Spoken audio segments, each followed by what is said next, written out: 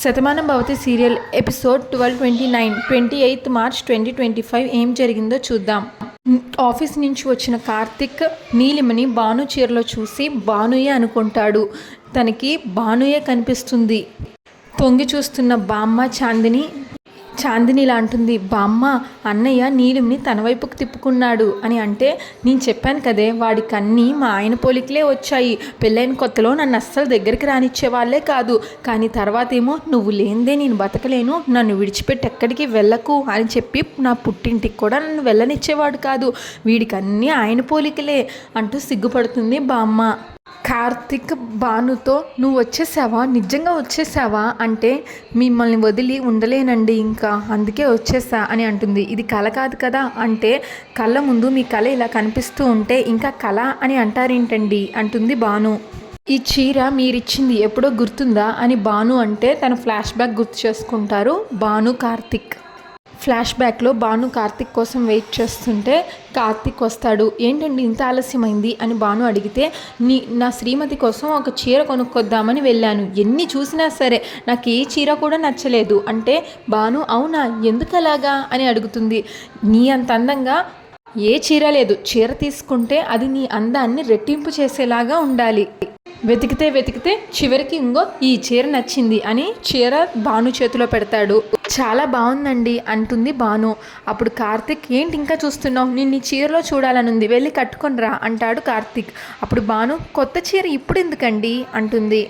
అప్పుడు బామ్మ వచ్చి ఏంటే కట్టుకున్నోడు చీర తీసుకొస్తే బీరువాలో పెట్టి దాచుకుంటావా, నువ్వు వాడికంటే అందంగా కనిపించాలని వాడు వెతికి చీర తీసుకొచ్చాడు, అవేమి పిల్లలు పెట్టవు బీరువాలో పెడితే, వెళ్ళి కట్టుకొనిరా అంటే కార్తిక్ నువ్వు సూపర్ బామ్మ అని అంటాడు. నా మనసులో ఉన్నది నువ్వు కరెక్ట్గా చెప్పావు అని కార్తిక్ అంటే నీకన్నీ మా ఆయన పోలికలేరా, నువ్వు ఎలా ఆలోచిస్తావో నాకు బాగా తెలుసు అని అంటుంది బామ్మ. అప్పుడు భాను ఇప్పుడు ఎందుకండి, ఏ పండగకో పూజకో కట్టుకుంటాను కదా అని అంటే సగటు తెలుగింటిల్లాలు అని అనిపించుకున్నావే, అన్నీ దాచుకుందాం అన్న ఆలోచన మానేసి మొగుడు తెచ్చిన కొత్త చీర కట్టుకొని వాడికి కనిపించు అని అంటుంది బామ్మ. ఇంకా భాను వెళ్ళి ఆ చీర కట్టుకుని వస్తుంది. ఇంకా భానునే చూస్తూ ఉంటాడు కార్తిక్. ఈలోగా బామ్మ వచ్చి ఒకరినొకరు బాగానే చూసుకున్నారు కానీ నీ చీర నీకు బాగానే నప్పిందే, తల్లో పువ్వులు ఒకటే తక్కువయ్యాయి అని అంటుంది బామ్మ. అవునా అయితే నువ్వే పూలు పెట్టు బామ్మ అని అంటుంది భాను. నేనెందుకు నీకు పూలు పెడతానే, మీ ఆయన్నే పెట్టమను, నీకోసం చీర తెచ్చినప్పుడే పూలు కూడా తీసుకొచ్చి జేబులో మడిచి పెట్టుకున్నాడు మీ ఆయన అంటుంది బామ్మ. కార్తిక్తో జేబులో ముడిచిన పూలు తీసి మీ ఆవిడ జల్లో పెట్టు అని అంటే అన్నీ నీకెలా తెలిసిపోతాయి బామ్మ అని అడుగుతాడు కార్తిక్. నా గురించి ఆలోచించడం మానేసి నువ్వు మీ ఆవిడ జల్లో పూలు పెట్టు అని అంటుంది బామ్మ. ఇంకా కార్తిక్ భాను ఒకరినొకరు చూసి సిగ్గుపడుతూ ఉంటారు. ఆ ఫ్లాష్ బ్యాక్ అంతా గుర్తు తెచ్చుకొని నీలిమని భానులాగా చూస్తూ ఉంటాడు కార్తిక్. నీలింని దగ్గరికి హత్తుకొని కార్తిక్ ఇలా అంటాడు, ఈ రోజు కోసమే నేను ఎప్పటి నుంచో ఎదురు చూస్తున్నాను, నీకు దూరంగా ఉండాలని నేను ఎప్పుడూ అనుకోలేదు, ఇలా మన బంధం ఎప్పటికీ బలంగానే ఉండాలి అని అంటాడు కార్తిక్.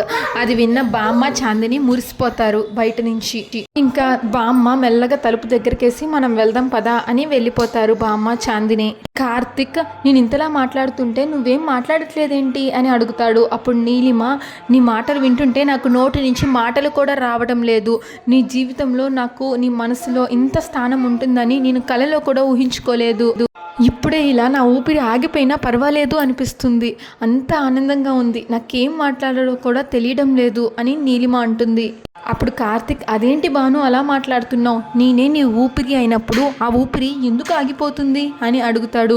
అప్పుడు నీలిమ ఇదేంటి భాను అంటున్నాడు అనుకొని కార్తిక్ నేను భానుని కాదు అంటుంది, నీలిమని అని చెప్తుంది. ఒక్కసారిగా నీలిమని దూరంగా జరిపేస్తాడు కార్తిక్. ఏంటి నీలిమ ఇది, నువ్వెందుకు ఇలా చేస్తున్నావు అని అడుగుతాడు. అప్పుడు నీలిమ అదేంటి కార్తిక్ అలా మాట్లాడుతున్నావు, నువ్వే కదా నన్ను దగ్గరికి తీసుకున్నావు అంటుంది నీలిమ. నువ్వే నాతో మాట కలిపి నేను నీ ప్రాణం అని అన్నావు, మరి ఇప్పుడు ఏంటి ఇలా మాట్లాడుతున్నావు అని అంటుంది నీలిమ. అప్పుడు కార్తిక్ నేను ఇలా చూసేసరికి నువ్వు నాకు నీలిమలాగా కనిపించలేదు, నా మనసులో ఉన్న భానులాగా కనిపించావు, నా భాను తిరిగి వచ్చేసిందేమో అని నేను నా భానుని దగ్గరికి తీసుకున్నాను, అయినా భాను ప్లేస్లో నిన్ను ఊహించుకోలేనని నీకు ఎన్నోసార్లు చెప్పాను కదా. అది కాదు కార్తిక్ అని నీలిమ అంటే కార్తిక్ సీరియస్గా ఇది భాను చీర, ఇది చీర నేను భాను కోసం కొన్నాను, ఇది నువ్వెందుకు కట్టుకున్నావు అని అడుగుతాడు. అప్పుడు నీలిమ నీ కంటికి నేను భానులాగా కనిపించాలని భాను ఉన్నప్పుడు నువ్వు ఎంత సంతోషంగా ఉండేవాడివో ఆ సంతోషాన్ని నీకు చూపించాలని కట్టుకున్నాను. మనసులో తెలియని వేదనతో బాధపడుతున్న నీకు కాస్త ఉపశమనాన్ని ఇవ్వాలి అంటే ఈ చీరలో నీకు ఎదురొస్తే బాగుంటుందని అందరూ అనుకున్నారు. అందుకే కట్టుకున్నాను. అనుకున్నట్టుగానే భానుని నేను నీకు గుర్తు చేశాను కదా అని నీలిమ అంటుంది. అప్పుడు కార్తిక్, చూడు నీలిమ, నేను భానుని మర్చిపోలేదు, ఆరాధిస్తున్నాను. నువ్వు భాను చీర కట్టుకున్న ఎదురుగా వస్తే భాను నా దగ్గరకు వచ్చింది అని అనుకుంటాను.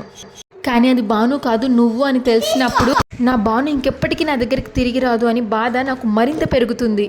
కానీ ఇప్పుడు నువ్వు ఈ చీర కట్టుకోవడం వల్ల నాకు భానుని గుర్తు చేసిన దానివి అవ్వలేదు, నన్ను మరింత బాధ పెట్టావు. ఇంకెప్పుడు భాను వస్తువులు ఏవి కూడా నువ్వు ముట్టుకోవద్దు అని సీరియస్గా చెప్పి అక్కడి నుంచి వెళ్ళిపోతాడు కార్తిక్. చిరాగ్గా కోపంగా బయటికి వెళ్ళిపోతున్న కార్తిక్ని బామ్మ, ఏరా ఏమైంది, ఎందుకంత చిరాగ్గా ఉన్నావు అని అడుగుతుంది. కార్తిక్ ఇలా అడ్డంగా తలూపి బయటికి వెళ్ళిపోతాడు.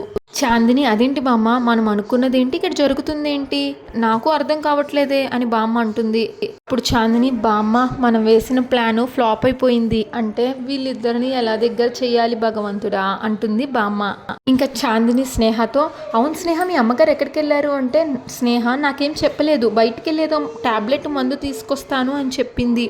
అంటే ఆవిడ కొంట్లో బాగోలేకపోతే డాక్టర్ దగ్గరికి తీసుకెళ్ళమని నేను పార్దుకి చెప్పేదాన్ని కదా అంటుంది చాందిని. అప్పుడు స్నేహ, మా అమ్మ కొంట్లో బాగానే ఉంది, తను మందు తీసుకొస్తా అన్నది నీలిమని కార్తిక్ని ఒకటి చేయడానికి ఏదో మందు తెస్తా అని చెప్పింది అంటుంది స్నేహ. ఇంకా పేపర్లో ఏదో పౌడర్ తీసుకొస్తుంది నీలిమ పెద్దమ్మ. అప్పుడు చాందిని ఏంటిది అని అడిగితే, ఇది అమ్మాయి తింటే అబ్బాయి మీద ఆకర్షణ పెరుగుతుంది, అబ్బాయి తింటే అమ్మాయి మీద ఆకర్షణ పెరుగుతుంది, 6 నెలలకు ఒక్కసారే దొరుకుతుంది ఈ మందు, అడవిలో నుంచి తీసుకురావాలి, నీలిమ కార్తిక్ ఒకే గదిలో పడుకుంటారు, ఈ మందు కార్తిక్ ఇస్తే నీలిమ మీద ఆకర్షణ పెరుగుతుంది అంటుంది నీలిమ పెద్దమ్మ. ఆ తర్వాత ఇద్దరు ఒకటవుతారు. ఒకసారి మనసులు కలిస్తే ఆ మనుషుల్ని ఎవ్వరూ వేరు చేయలేరు, అందుకే తీసుకొచ్చానమ్మా అంటుంది నీలిమ పెద్దమ్మ. బామ్మ వచ్చి సీరియస్గా, ఏమిటి మీరు చేస్తున్న పని అని అడుగుతుంది. అప్పుడు నీలిమ పెద్దమ్మ, అది కాదు బామ్మగారు, అది అంటే నేను మొత్తం వినేసాను అంటుంది బామ్మ.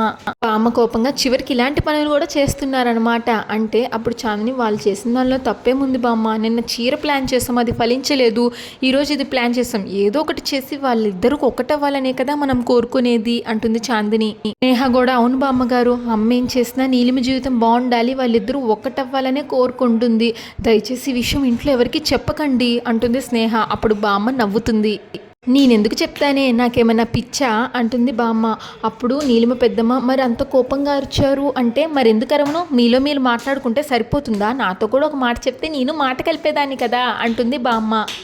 ఆ మందుని పాలల్లో కలిపివ్వాలి అని మాట్లాడుకుంటారు. ఇంక నీలిమ పెద్దమ్మ, బామ్మగారు ఈ మందుని చాలా జాగ్రత్తగా తీసుకొచ్చాను, బయట ఎక్కడా దొరకదు, పొరపాటున ఈ రోజు కానీ ఈ మందు ఇవ్వడం మిస్ అయితే మళ్ళీ 6 నెలల వరకు ఇది దొరకదు అని అంటుంది. తాగిస్తానే అంటుంది బామ్మ. స్నేహ, ఈ రోజు రాత్రికి నీలిమని పాలల్లో కలిపి కార్తిక్ ఇవ్వమని చెప్దాం అంటుంది స్నేహ. అప్పుడు బామ్మ, అలా చెప్తే మన కొంప మునుగుతుంది అంటుంది బామ్మ. అప్పుడు చాందిని, చెప్తే తప్పేముంది అని అడుగుతుంది. నీలిమ కార్తిక్ని ఇబ్బంది పెట్టే పని చేస్తుందా, మనం ఇప్పుడు కానీ దానికి చెప్పామనుకో, కార్తిక్ మనసులో నాకు స్థానం లేదు కదా, కార్తిక్ మనసులో నాకు స్థానం వచ్చేంత వరకు నేను ఎదురు చూస్తాను అనే త్యాగశీలి డైలాగులన్నీ మనకు చెప్తుంది. చాందిని, నువ్వే రాత్రి పాలల్లో కలిపి తిన్నగా తీసుకెళ్ళి మీ అన్నయ్యకి ఇవ్వు అని అంటుంది బామ్మ. చెల్లెల మీద ఏ అనుమానం రాదు కాబట్టి వాడు తాగేస్తాడు అని బామ్మ అంటే, నీలిమ పెద్దమ్మ జాగ్రత్త అని అంటే, స్నేహ, అమ్మ నువ్వు మందు తీసుకొచ్చావు కదా, మిగిలింది మేము చూసుకుంటాం అని అంటుంది.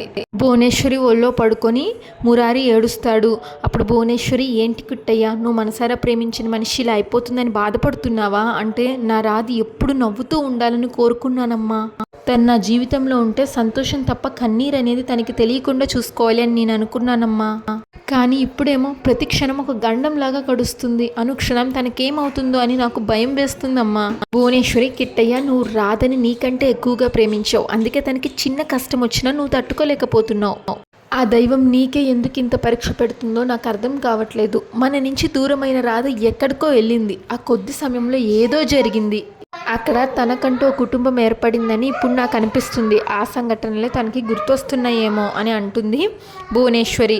మురారి, తనిప్పుడు ఏ సంగతి చెప్పలేని పరిస్థితుల్లో ఉందమ్మా, నన్ను అంతలాగా ఇష్టపడిన రాధ ఎందుకు దూరమైందో కూడా తెలియట్లేదు, అలా వెళ్ళిపోయిన రాధ ఇంకొకరితో జీవితం పంచుకుంటుంది అంటే నేను నమ్మను, ఎందుకంటే నా రాధ గురించి నాకంటే ఎక్కువగా తెలిసిన వాళ్ళు ఇంకెవ్వరూ ఉండరు, తను తిరిగి వచ్చేటప్పుడు గర్భవతిగా ఉంది. ఇప్పుడు తను ఒక బిడ్డకి తల్లిగా మారింది. కానీ జరిగిన కథ ఏంటో తనకి తెలియట్లేదు. అది గుర్తొచ్చేంత వరకు తన పరిస్థితి ఏంటో తనకి అర్థం కావట్లేదు. తను బాధపడుతుంటే ఈ గుండె తట్టుకోలేకపోతుందమ్మా, ఎప్పుడైనా ఆగిపోతుందేమో అని భయంగా ఉంది. భువనేశ్వరి, తప్పు కిట్టయ్యా, అలా మాట్లాడకూడదు.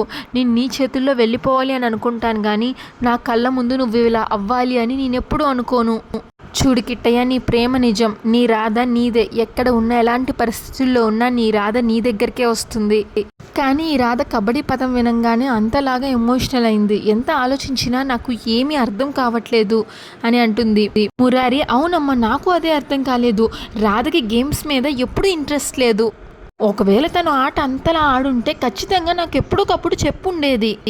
కానీ తను నాకు ఎప్పుడు చెప్పలేదు. ఆ మాట వినంగానే ఇలా అయ్యిందంటే నాకెందుకో అనుమానంగా ఉందమ్మా అంటుంది మురారి. భువనేశ్వరి, కిట్టయ్య, గతంలో తను మనకి తెలుసు, కానీ మనకి తెలియని గతం కూడా ఒకటి ఉందని ఇప్పుడు మనకు అర్థమవుతుంది కదా. తనకన్నీ గుర్తొచ్చేంత వరకు జరిగేది ఏంటి అనేది మనం ఎవ్వరం చెప్పలేము. అంతా అమ్మవారి మీద భారం వేసి ఆ తల్లి చూసుకుంటుంది అని మనం ధైర్యాన్ని తెచ్చుకోవాలి. మురారి ఏమో, ఎంత ధైర్యంగా ఉండాలన్నా నా రాధ అంతలా బాధపడుతుంటే నేనెలా ధైర్యంగా ఉండగలనమ్మా, నా మనసు ఎలా తట్టుకోగలదు అంటూ ఏడుస్తాడు. నా బాధ ఎవరితో చెప్పుకోవాలో అర్థం కాక నీతో చెప్పుకున్నానమ్మా అని మురారి అంటే, మనం చేసిన పాపం మనల్ని ఎట్లా వెంటాడుతుందో మనం చేసిన పుణ్యం కూడా ఎక్కడికి పోదు. నువ్వు రాధ విషయంలో ఎప్పుడు మంచిగానే ఆలోచించావు. అలాంటి రాధ ఎప్పటికీ దూరం కాదు. చెప్పాను కదా, నీ రాధ నీ దగ్గరే ఉంటుంది.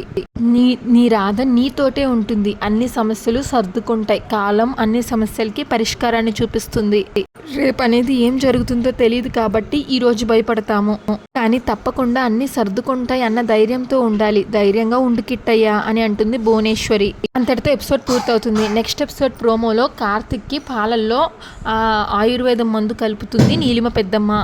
ఇంకా ఈలోగా చాందినికి పార్దు ఎదురొస్తాడు. ఆ పాలు కార్తిక్ కోసం తీసుకెళ్తుంటే పార్దు చాందిని చేతిలో పాలు చూసి, నా కోసం ఇంత ప్రేమగా పాలు తీసుకొస్తావని అనుకోలేదు అని ఆ గ్లాస్ లాగేసుకుని పార్దు ఆ పాలు తాగేస్తాడు. చాందిని, పార్దు ఈ పాలు అన్నయ్య కోసం అన్నాను కదా అని అన్న పార్దు తాగేస్తాడు పాలు మొత్తం.